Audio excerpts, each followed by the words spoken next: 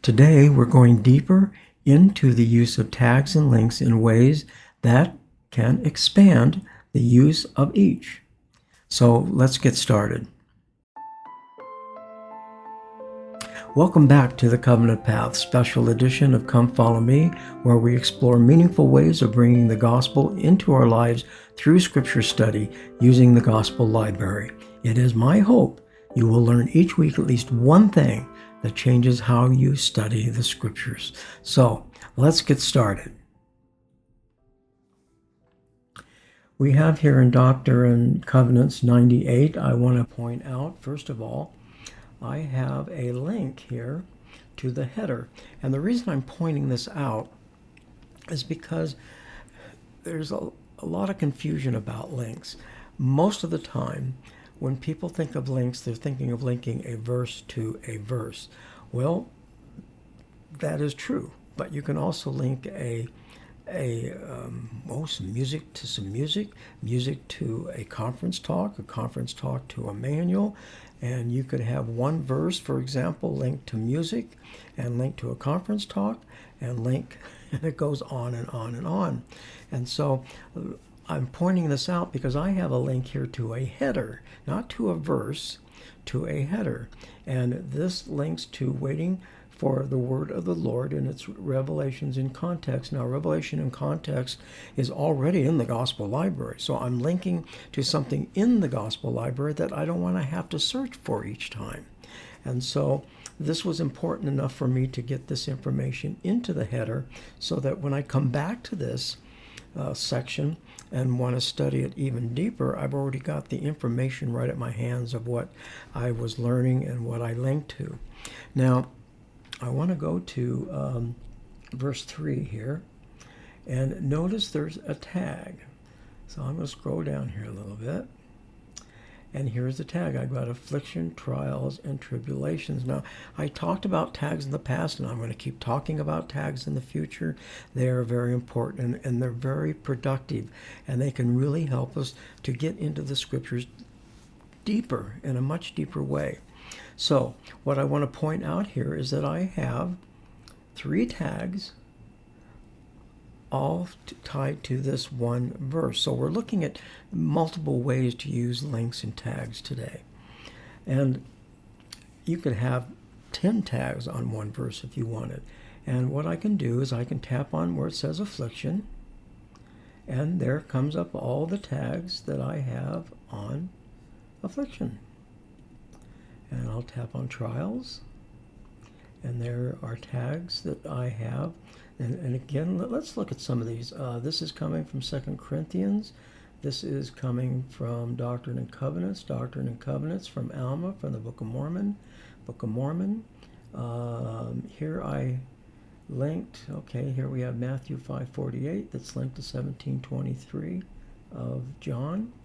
And here I have a note. Here's a key to what proceeds in the next chapter. And so these are, and here's another note, trials and afflictions, and tied to Doctrine and Covenants 121. And what about tribulations? And here I have a whole bunch more. Now, some people might ask, well, you got trials and tribulations, aren't they the same thing? Well, they may be. And maybe for you that's what works, but I like to break things down into smaller units. And also, as I've pointed out in the past, words have meaning, and there's a difference between trials and tribulations if we get into the dictionary. And so I like to break these into smaller units because they're just easier to be able to work with.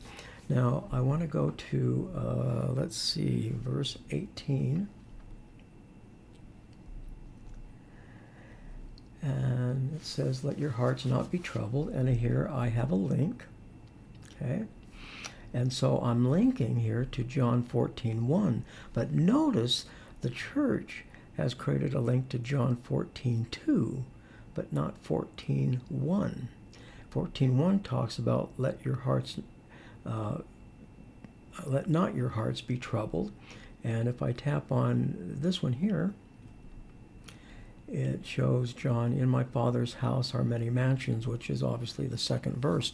And so I wanted to have reference to that John, John 14:1. Okay. Now I want to go down to verse 23. And I want to point out here we have 23a, 23b, 23c. And what are they on? Topical guide, persecution. Topical guide, forbear. Topical guide, reviling. And if I tap on one of these, it obviously takes me to the topical guide. And this expands your study. Do we understand what forbearance means? Here's some synonyms. To forgive, long-suffering, and patience. And if I click on these, it takes me to other meanings. And so you can see by using the related content, and the church takes you right there to the topical guide, it deepens your study of the scriptures. It's not enough to just read the scriptures. We need to ponder them, and we need to question them. We need to get deeper into the meaning. And this topical guide is a great source for us to be able to do that. Now I'm going to go to 99, and let's look here.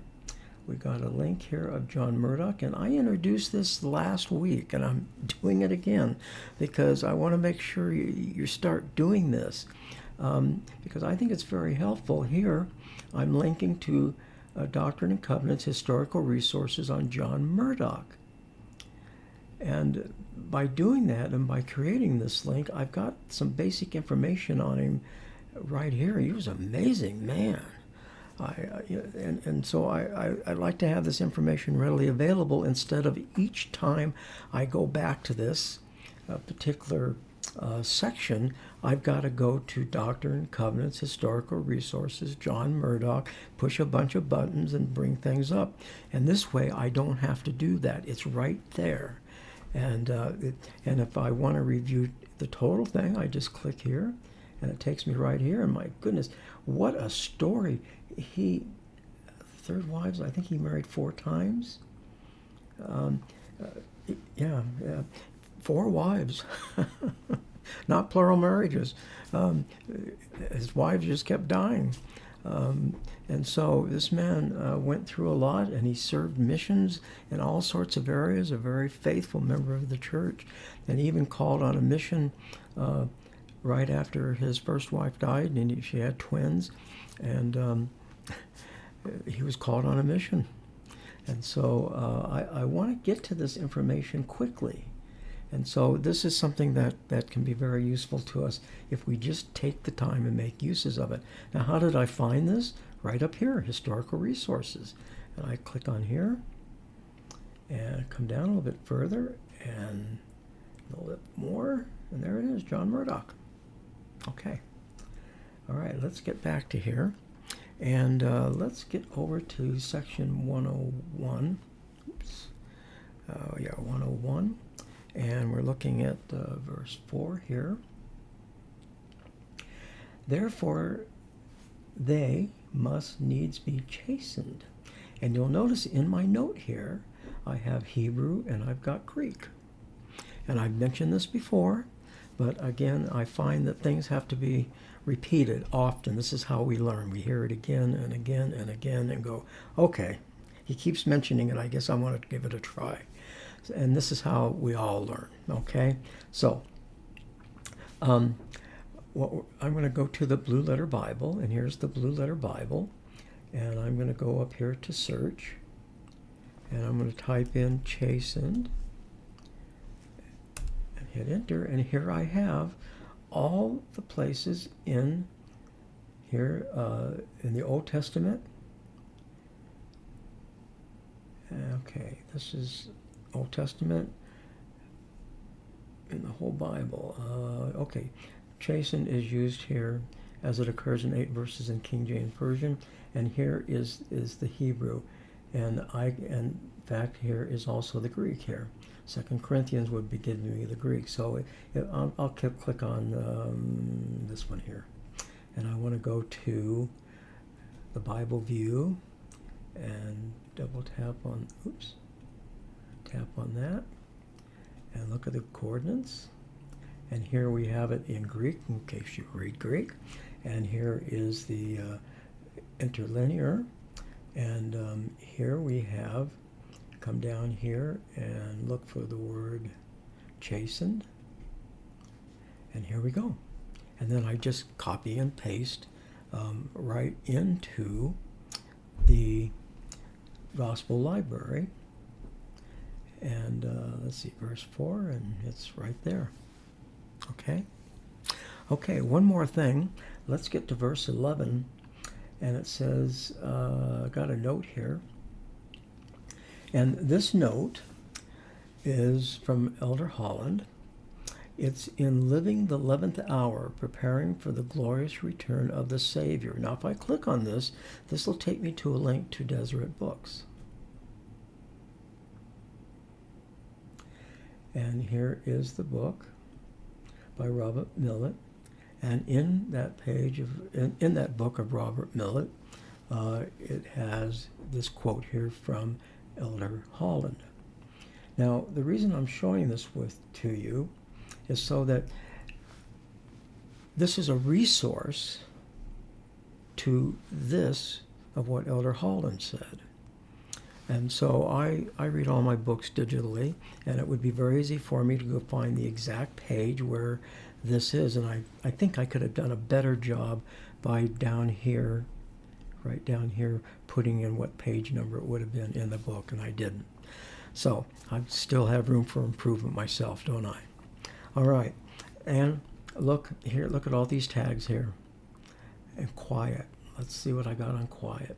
We need to study the scriptures and put into practice with humility what he has taught, and through that have peace. See link to Mosiah for an example of how this was put into practice. And I'm talking about this right here. Learn of me, listen to my words, walk in the meekness of my spirit, and you shall have peace in me. And again, here's more tags. All right, so that is it for today.